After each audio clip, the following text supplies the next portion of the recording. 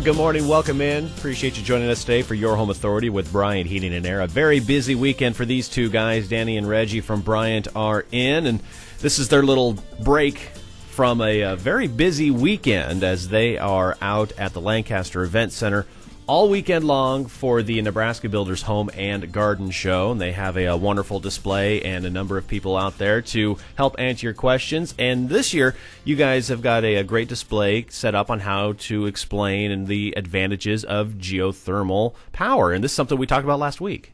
Yep, it's a display up there. We can show you everything about where wells can go in, as far as whether it's in a pond, whether it's horizontal, whether it's vertical, or even the pump and dump. We've got everything out there that we can show you on the geothermal side of what's taking place. And if you have any questions, of course, you can ask them here during the show, 489-1240, or head on out to the Home Builders Garden Show, Home and Garden Show, because a lot of great information, and you might even get some other ideas from other people out there about landscaping, maybe roofing, or whatever else you might be wanting to work on. But if you're looking for some heating, air conditioning, and some different ways to power your home and keep it nice and cool, or maybe nice and warm, whatever it might be. You know, this state, you never know what you're going to get day in and day out. But the gentlemen of Bryant are there to definitely ask those questions.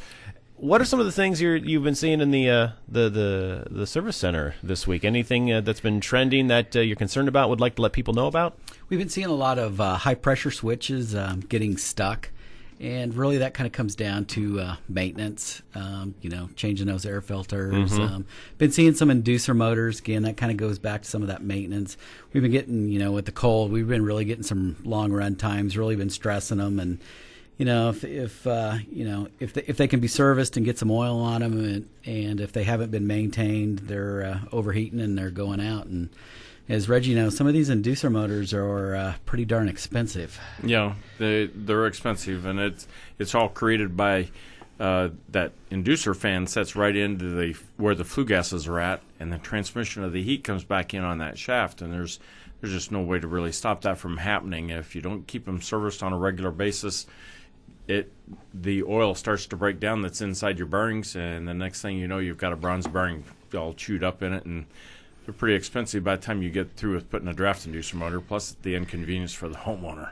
Yeah, that's another thing that, you can get 2 or 3 years worth of maintenance for probably what it costs for one of these motors. And, yes. That's probably, if you hear your inducer motors out, that's probably not what you want to hear. Yep, I agree. Like anything else, it's just that one little domino that needs to fall, and before you know it, it's knocking over bigger dominoes and bigger ones before the whole thing's just not working. You bet.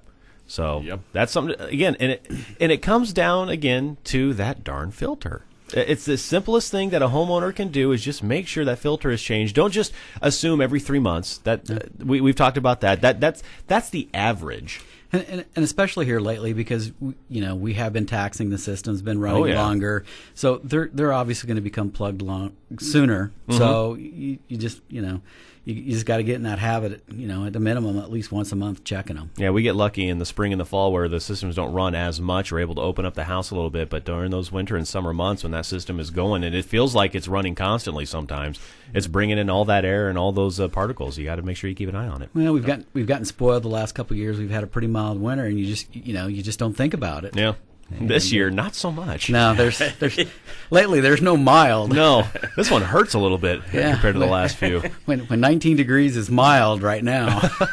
Well, how are things been with the Omaha area? It's been a full week now that Bryant is servicing the Omaha area with heating and cooling HVAC systems. How has that been going so far? It's been going great. We've been getting a number of calls, and actually been getting a number of calls from people that used to live in Lincoln and have moved to Omaha, and actually they missed that service. Yep, we're actually getting reacquainted with some former customers.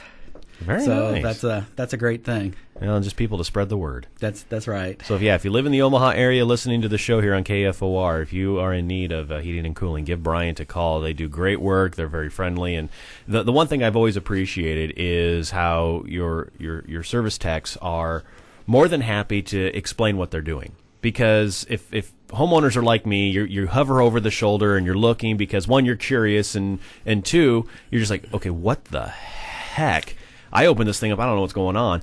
So I ask questions like, so what are you doing? What's that? Okay, what are you taking out there? And every time they've, oh yeah, this is they explain everything. They have no problem. They just keep working, and they're just kind of saying what they're doing. And I really appreciate that as a homeowner. They spend a lot of time training, and the very not necessarily every unit. We work on every brand, so there's a lot of training that goes associated with this. So some part of that, they love to to kind of elaborate on their knowledge and explain to the homeowner. They're pretty proud of what they know. They've worked really hard to get that knowledge, and I think they actually like the questions. Doesn't seem to bother them every time they're at my house.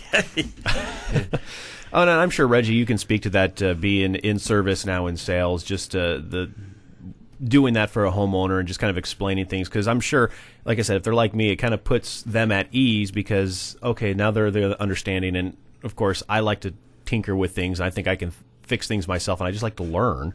It's nice to learn a few things. And it's all right. The more information you give a homeowner, the more that they can make an intelligent decision about when should I call, or should I call sooner than later or later than sooner.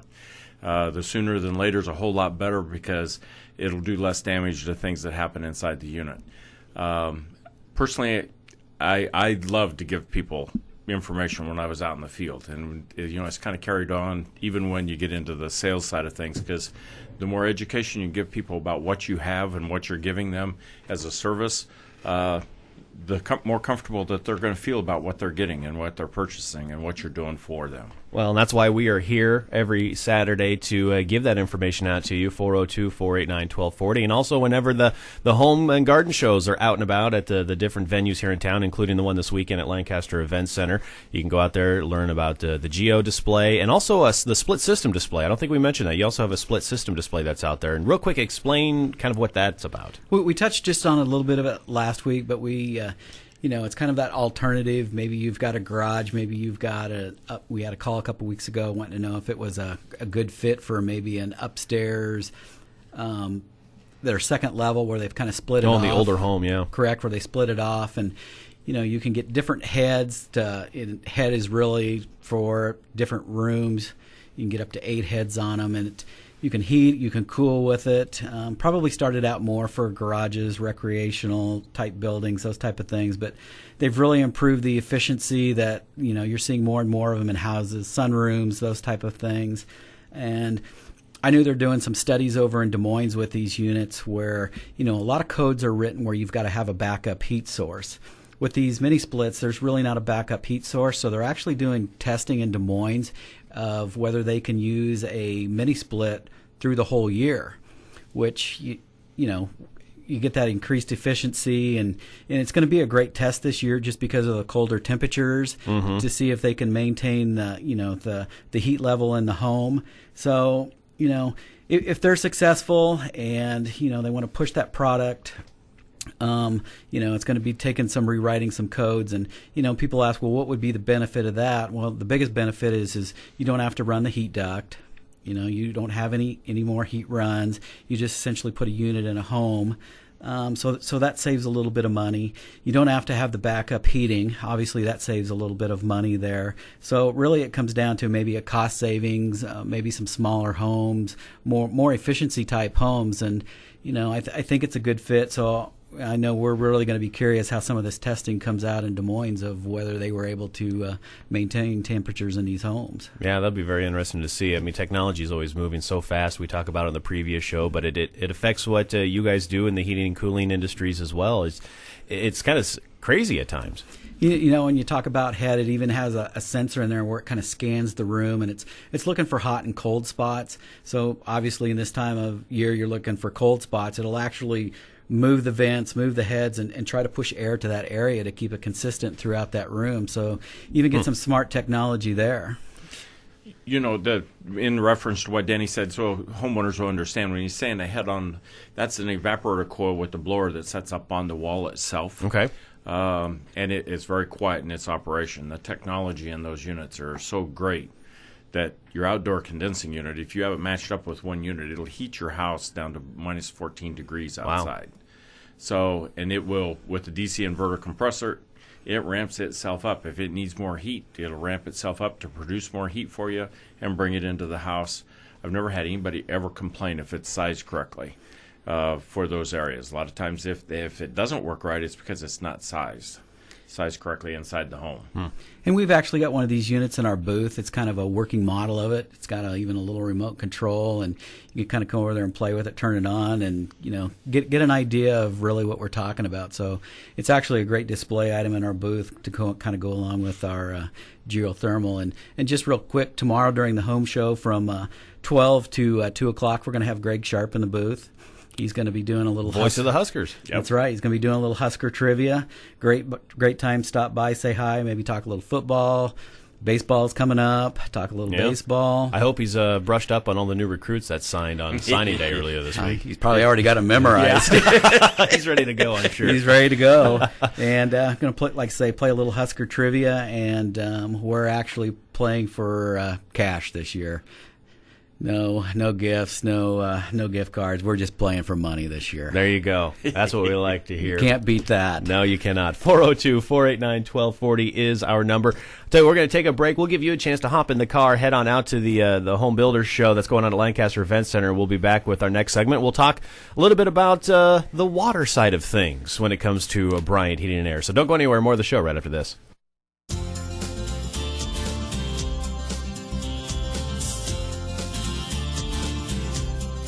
Glad to be with you this Saturday morning. Your Home Authority with Bryant Heating and Air on KFOR 1240. Have a question for the guys? Feel free to give us a call, 402-489-1240. You can also stop out at the Nebraska Builders Home and Garden Show at the Lancaster Event Center. The Bryant booth is up. The Geo display, the mini split system display, both up there. And if you have questions about anything else that Bryant even offers, feel free to ask the guys. That's why they are there, to help you out.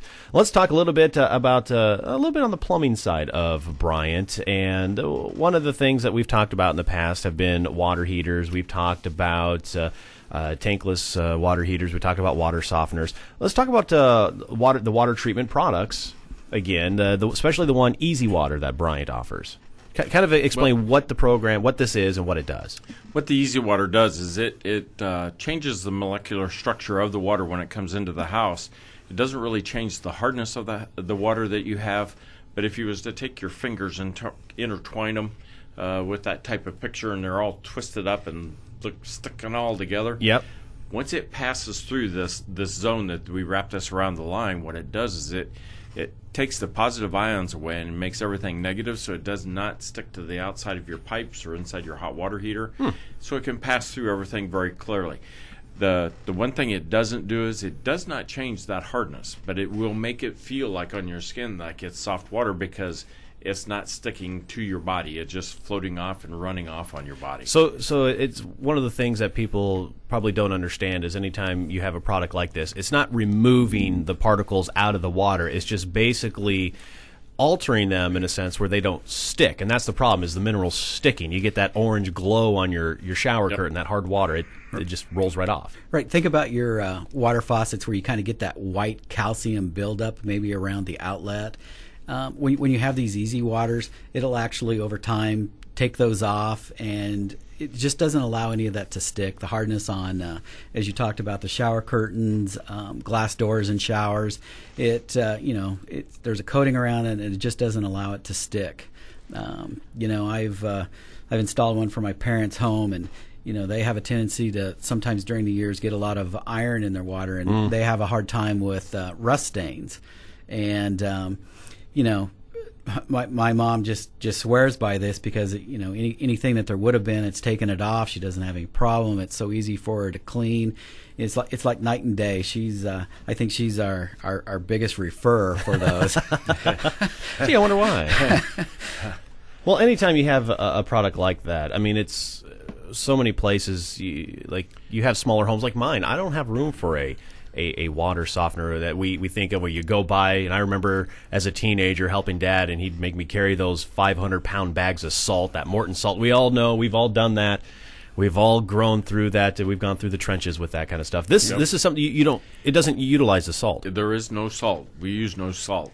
And it's a simple, basic, but yet another one of those technology things that was designed by Easy Water that it doesn't put anything into the water. Now, you know, if you have a water softener in your house, you're going to get a little bit of sodium because when it back flushes, that's what it's using that salt for, is to get rid of and clean up inside your tank itself. Once you flush that back out, it still leaves a little bit of sodium. Doesn't leave salt in there, but it leaves a little bit of sodium in the water. So when you do take your showers, it's still going to get on your skin. The thing of it is, it does absorb into your skin. Somebody with high blood pressure is one that you don't want to have a lot of salt. It can create an issue with that. Mm-hmm. And even that's one of the trends that we're seeing. You know, we talk about the salt in the water. You know, you're getting new construction where they're putting in all types of filters to remove all the particles, and then they're putting back into vitamins. I don't know if you ever heard of a vitamin shower. I've heard of it, but I don't know what the heck you're talking about. It's kind of something kind of big on the West Coast right now, where they essentially take all the minerals, all the stuff out of the water, and then they put back certain type of vitamins. And you know, a lot of people do that when they take their shower to get certain vitamins. So on absorb the vitamins through their skin. Correct. Instead of taking a pill. Exactly. So they're trying to help their skin, those type of things. So it's fancy. It's kind of a new craze on the West Coast. We really haven't seen much of it here, but we get a lot of literature and those type of things of kind of what's happening all around the country. So it's pretty big back in the West Coast right now, and you know, I'm just debating. It's like, is that something I really care about? You know, I don't. I have no idea what the research or any of this, but those Californians. I know. So they're really into taking everything out of the water and just putting back what vitamins and minerals that they want to try to help their skin, and as Reggie said, a little bit of absorption through there. So. Well, the Easy Water system is a great product, and it doesn't take up a lot of space in your utility room either. No, it don't. We need probably maybe a foot or foot and a half on your incoming water line, and that's where you want to put it. That's where I had to install mine at home. Then you have the box that generates the power that goes through that. That mounts up on the wall, and you just plug it into a socket. Now, is this something that would go before or after a water heater when you're putting it into the line? It goes before the hot water heater. So everything that passes through the hot water heater is already conditioned, so it doesn't collect anything on the inside of the walls or inside that heat exchanger. So it should never build up with any kind of calcium deposit on the inside of that. And the thing of it is, with it, you don't have to worry about having to run that separate line to run outside. So if you're watering your lawn or something like that, or drinking water upstairs, you never have to do that with this system. It's actually good for the grass because it's already breaking down the minerals that are already in it, so it's not as harsh, and it's easier for the grass and everything else to absorb. 402-489-1240 is the number if you have a question for the guys about the Easy Water system or about heat pump water heaters. This is something we wanted to talk about today. Explain what a heat pump water heater is and how does that work? Well, a heat pump water heater is going to be the new technology that everybody's going to have to go to once you get over a 50-gallon hot water heater, if it's electric, in April, I think, of 2015. The only way to get up to the Energy Star ratings, you've actually got to use a heat pump to get that energy efficiency up there and combine it with an electric element inside the tank. We have one out at the home show. It's on display out there. It's a more efficient way of trying to heat the hot water. They take their tank and the discharge line, which is on a normal heat pump, they actually wrap it around the tank down below, and that's what heats the water inside the system. But it also has a backup, which is electric, that if you needed to, and say that it needed more heat to heat the extra hot water, it helps that bring that on up if it has to. So obviously the efficiencies of these units must be pretty good if the federal government is coming in saying, here's the standard, this is what you're going to do starting next year. How much of a difference are we talking about when it comes to savings, do you think? Well, some of the regulations that are going into effect, they're requiring that 47% less energy for an electric water heater. So you're almost cutting, they're almost wanting manufacturers to cut it in half. And they're looking at, for a gas water heater, they're looking at 30%. So you're talking some substantial cuts there. And a conventional electric water heater is just not going to get there. That's kind of why they're, at least for now, looking at going to the heat pump technology in a water heater. It's not new technology. It's been around for a long time. You probably haven't seen much of it. You're going to see a lot more of it now with these standards in place. And essentially, what it is it's really no different than your heating and cooling, maybe even your refrigerator, where your refrigerator is cooling. You just have the opposite. Refrigerator cools, takes the heat, puts it into the room, where this water heater is going to take the heat out of the room and put it to making your hot water hot. So, to some extent, maybe even go back to, we talked a little bit last week with geothermal about a de-superheater, where you're taking the earth to heat that water. Really what you do is you took that heat pump that sits outside, take the heat out of the air and heat the water. Very interesting setup, and we talk about heat pumps a lot just to warm the whole home. We use that as for the heating and cooling system. Yes. Is this along the lines of a heat pump that would be utilized in that same way, or is this a smaller version of a heat pump that only works with the water heater? This is a very small version of the heat pump like you would have inside your house. And, just like your house, you have to have some kind of backup heat. And if you have electric furnaces matched up with that heat pump, electric elements can come on and heat. There is a hybrid mode in the system, so it can bring on the electric elements if the demand for your hot water is greater than what it's producing at that point in time. That's the reason it brings on those electric elements, to try to help it heat this water up. But the majority of your heating is going to come from that heat pump system itself. 402-489-1240 is the number. We're up against a break, but before we get to that break, let's go to the phones, and we have Shirley joining us. How can we help you out today, Shirley? Well, this is all pretty fascinating. We have a conventional water softener, and you're right. I don't enjoy carrying those 500-pound bags of salt in. Just getting them onto the grocery cart at Sam's or Walmart is no fun either. So what are we talking on the average price of one of these things, and about the longevity with, we've got Lincoln Water, so you know what we're working with. What we'd have to do, Shirley, is probably come out there and take a look and see what you had out there. Okay. Depending on what model we would actually use out there, because they would do a test on your water out there to see what the hardness is itself. Okay. So the water in different parts of Lincoln, even though it's city water, is different? In different parts bit. It is. Yeah. If you go, there's different hardnesses in different parts of the town. It's not all consistent, even though it's coming all from the same place. For some reason, once it transfers through those pipes and everything, it actually gets harder in different areas. Okay. But we'd sure be glad, if you wanted to, we could sure set something up a little bit later here and come out and give you a price on that if you'd like. What's the average, like a longevity on something like that? Kind of pretty new that we don't really know yet. Actually, I don't know if I can tell you the longevity of it, because I've had mine in for about 3 or 4 years now, and I've never done anything to it. It's just stayed and operated. It's not like it has a working mechanism in there moving around and valves shifting back and forth. It doesn't have that. Okay. All it does is sit there and generate power to go through that cable that we have around the water line itself. And that's all it does. Okay. Well, thank you. Okay. It's interesting. Thank you. Bye-bye. Okay. Thank you. Shirley, thank you very much for the phone call. We have lines open at 402-489-1240 if you have a question for the guys as well. We're going to take another break and be back with more. Stay close. More of the show right after this.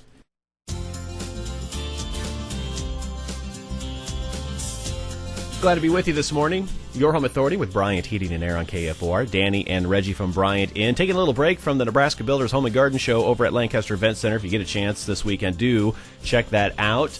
If, at the very least, see what's going on in the world of home improvement. Everything from landscaping to heating and cooling is all out there, and definitely stop by the Bryant booth. Learn more about Geo and also about mini split systems. They have those on display. You can learn more about how you can utilize that technology to keep your home warm and cool in the summer. We're talking a little bit about the plumbing side of Bryant. Yep, Bryant does plumbing as well as heating and cooling, and there's even electrical in there as well, so they can definitely take care of a lot of things for you, whatever it might be. And we're talking a little bit about water heaters. Talked about the heat pump water heaters, how that's going to be a standard, especially with the 50-gallon plus starting in 2015. I guess one thing is people probably don't know what size of a water heater they might need. How do you go about sizing a water heater for a home? Well, a quick way to do it is even the number of people you have in your family. If you have 1 to 2 people, maybe 30, 40 gallon water heater is probably sufficient. You have over 2, probably say 3 to 4 people, you're probably looking at a 50 gallon water heater. You got more than probably 4, you maybe need to go up to 85.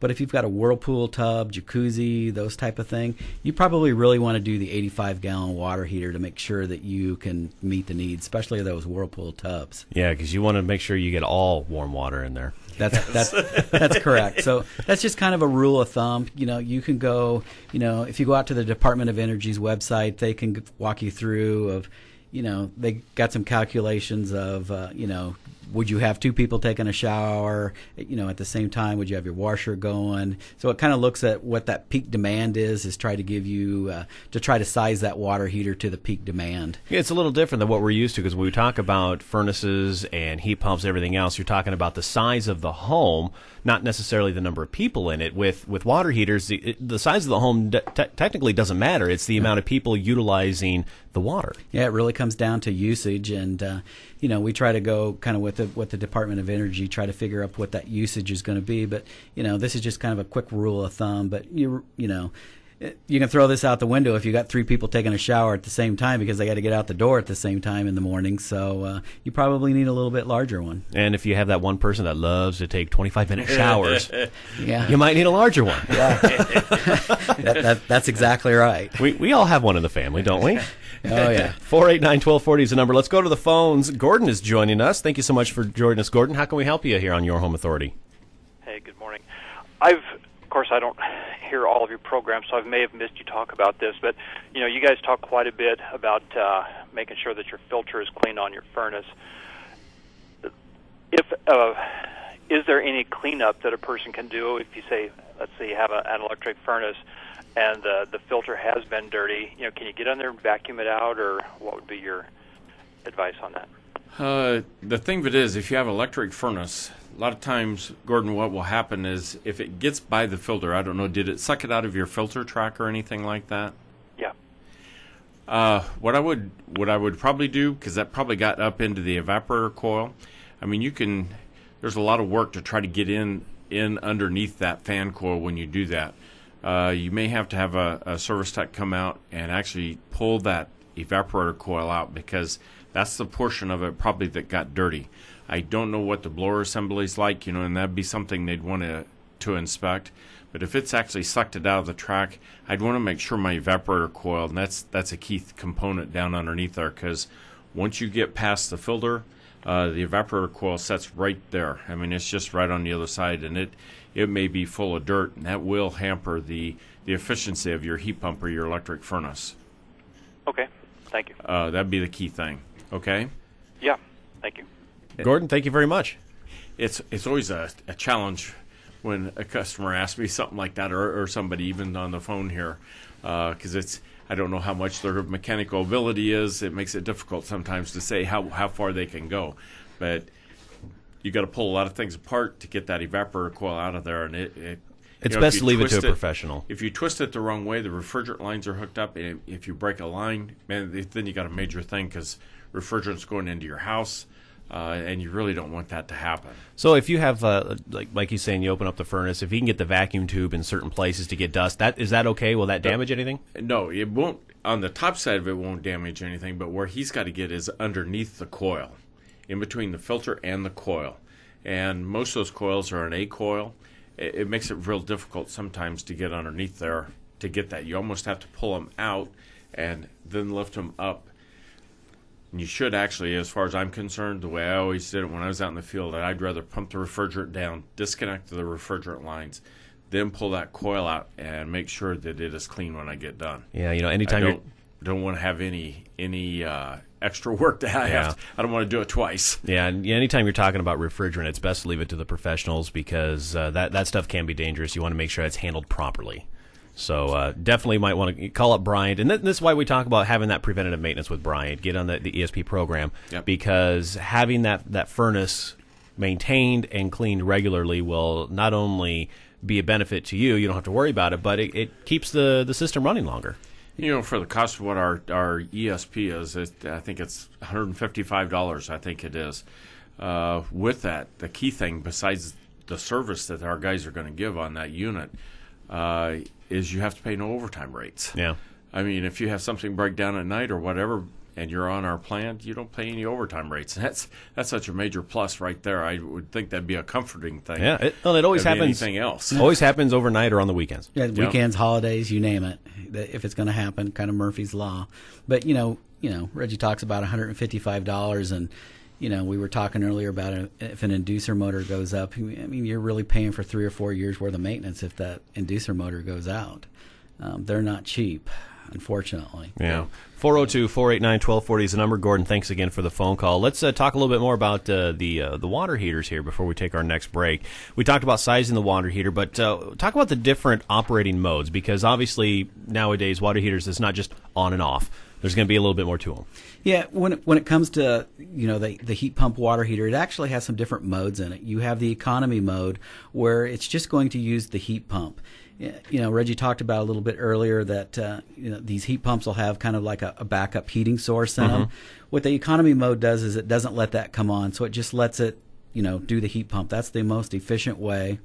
Then there's a setting called hybrid where if it can't keep up, just kind of like when it gets really cold, it'll kick on these electric elements. It's kind of the same thing. If your usage is really high and it can't keep up, it'll kick on these elements to help keep the water heated. And the other great thing about it's got a little button where, let's just say you're going to go on vacation for a week, push that little button and it's not going to heat anything. There you go. And that'll save you a few bucks. That's right. And when you talk about a water heater, you're usually talking about an appliance in your home that's probably the second highest usage of energy in your home. And probably most people don't even think about that or realize that. And so, it does consume a lot of energy. So it kind of does make sense. And, you can sometimes you can get timers on them, if you've got somewhat of a set schedule, and that'll help save some energy. And I'm sure that you got people probably even developing apps to so you can access your water heater, and why not? You can do it for your refrigerator. Why not your water heater? Why not your water heater? I mean, we might as well have everything accessible through our cell phones nowadays. We're going to take our next break. When we come back, we have an email question to get to, and we'll switch gears and talk about new construction, and especially when it comes to heating and cooling systems. So don't go anywhere. More of the show right after this.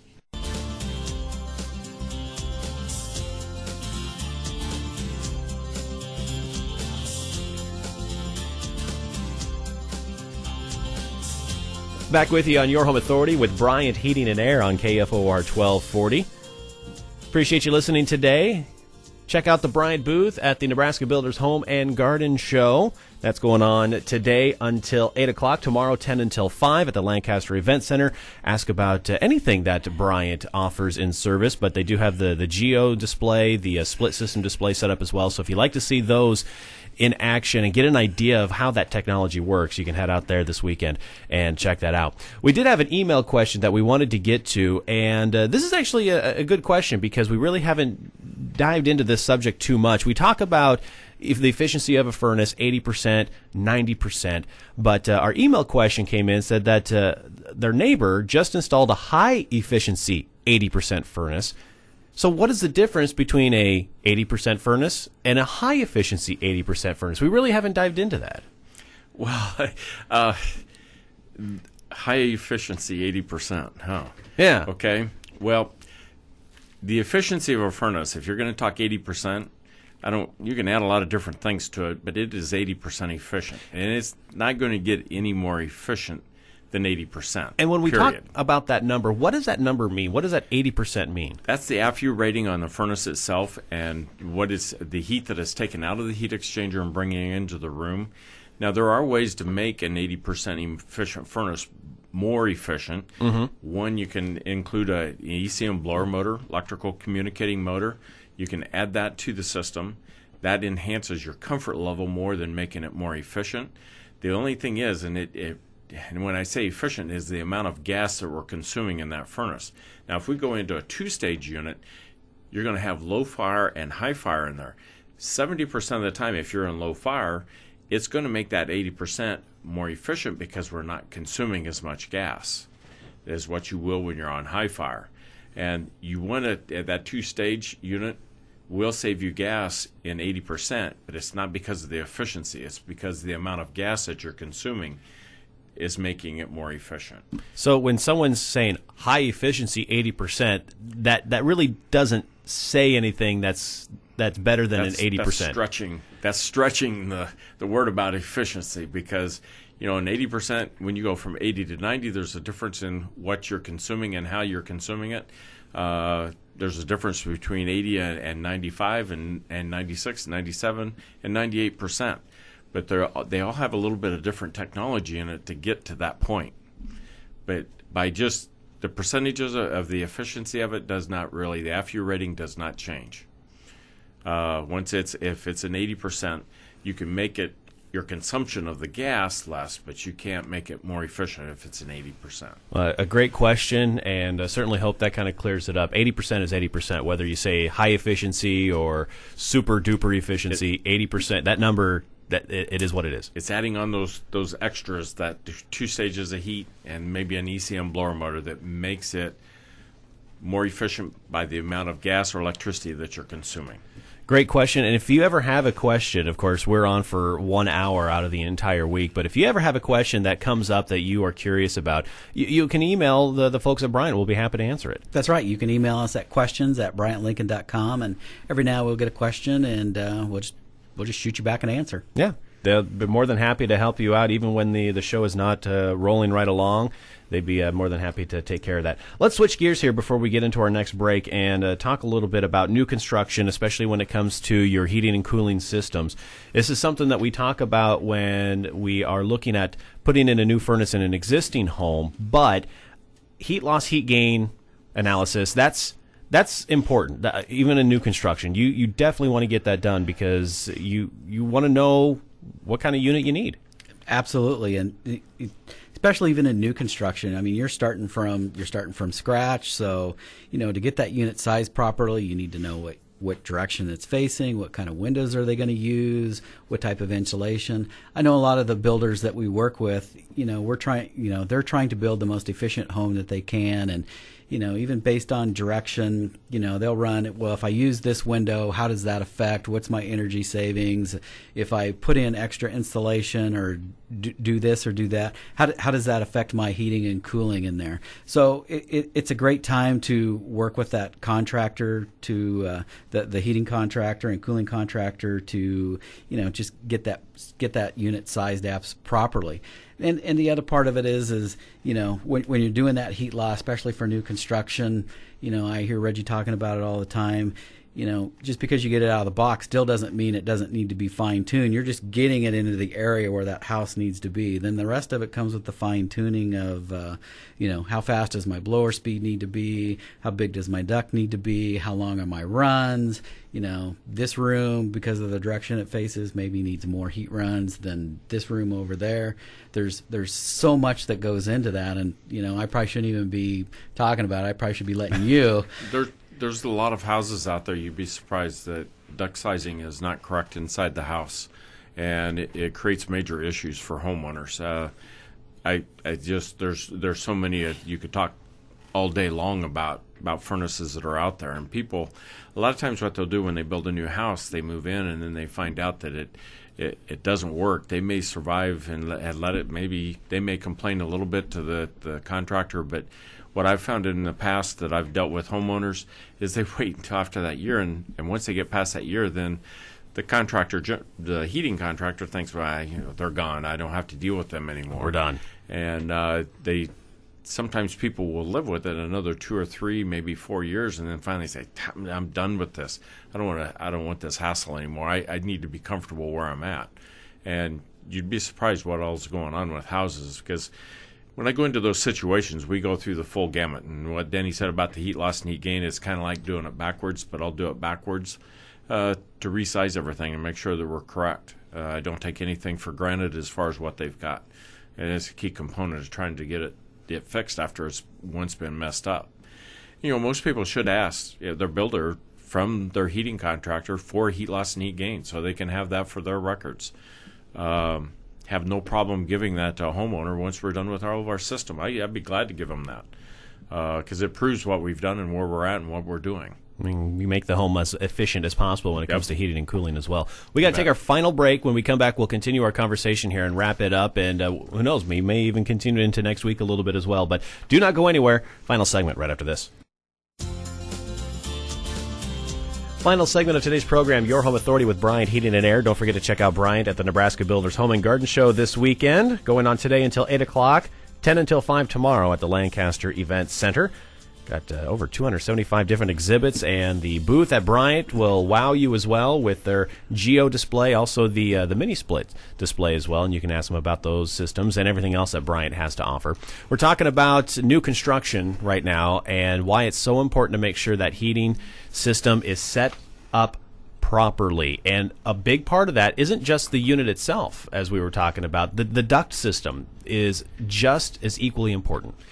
Duct system is very important, especially if you're going to finish off your basement, and you got all your duct work in there, and that's one that really pains me a lot when I go in, because I hate to tell them I have to take their soffit down if it's in the soffit, or I've got to take ceiling down because the ductwork's up in the trusses, and it's either not large enough or it's too small, and sometimes people don't understand, and you have to break it down and help them understand that. It has an effect on the piece of equipment. It has an effect on the blower system in there. It has an effect on the heat pump or air conditioner. I don't care which one it is. It does have an effect, and it has an effect on your comfort level inside the home at the same time. So that whole gamut of things all combined together puts it all in the same pot, because if it's done right the first time, you don't have any issues down the road. And more than likely, people won't see me out there in their home. And even trying to figure things out and trying to get it fixed up correctly. And even the type of ductwork is important.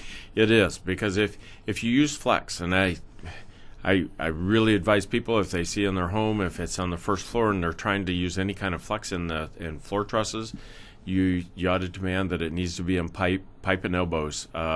Flex is not really good. If you look on a duculator, and I'd be glad to show anybody on a duculator, it's not me saying that, it's on a duculator that we size our ducking and our piping on. I can show you very definitely what a 6-inch piece of pipe is compared to a 6-inch piece of flex. If I want to get the same thing, same CFM, cubic feet per minute, out of that 6-inch piece of pipe, I've got to go to a 7-inch flex to actually get the same CFM that I would out of a 6-inch piece of pipe. And not a lot of people do that. They put the same size. They think, well, I'll put a 6-inch in there and I can get the same amount of airflow out of it. You don't. And not according to what the heat loss and heat gain, what you're going to get out of that, and the duculator says. I know you want to talk about horror stories, but I know you've gone into houses and they've actually just pulled 2 ends out of a box and left it rolled up in the box. And so your run starts, goes through the box, through all the coils, and out. That's a waste. Terrible. It's a waste of efficiency. It is, but guys will take it, they open up both ends of the box, pull it out of one end, pull it out of the other end to where they need, and leave it. And then you wonder why you don't get any airflow out of the registers, because everything's still bunched up in that box. It's not even stretched out. Unbelievable. I've seen that situation happen, and systems like that just do not work. Well, and it's important, as we got just a couple minutes left, if someone has new construction, ask some of the questions like zoning. Is zoning something that is worthwhile in your new home? Yeah, and that's a key component, because if you have a 2-story house, if you design it up front, you can actually put a zoning system on a unit and only have one system. Instead of putting that unit up on the second floor, you don't have to worry about any water leaks coming down through your ceiling or anything like that. If it's designed correctly, it will maintain the same temperature on the second floor as what it does on the first floor, even if you had 2 systems. It'll do the same concept. And we talk about the big things here, but even the small things like the thermostat. Ask what type of thermostat's being installed. That's a key component too. And anymore now, our electronic thermostats, especially with our Evolution systems, they got Wi-Fi, they've got everything. They've got all the bells and whistles that you can pick up your iPhone and get into your... That Nest system is pretty cool. Yeah. And that'd be right down Danny's alley here. Yeah. And you can pick up the iPhone and find out exactly what my system is doing at home. Very cool. Well, we have to pick a winner of our free furnace check for the day from our callers. I picked out Gordon. So, Gordon, congratulations. The gentleman at Bryant will be getting a hold of you, or someone at Bryant will be getting a hold of you, and they'll get you set up with that free furnace check to make sure that the furnace is looking good. And, well, I hear you might need some vacuuming. That's Cleaning up that furnace might come in handy here a little bit. Guys, it's a pleasure. Get back to work at the Home and Garden Show, and maybe we'll see you out there later on. All right. See you later. Reggie, always a pleasure. You bet. Thank you. See you next week right here on KFOR Lincoln and Your Home Authority with Bryant Heating and Air.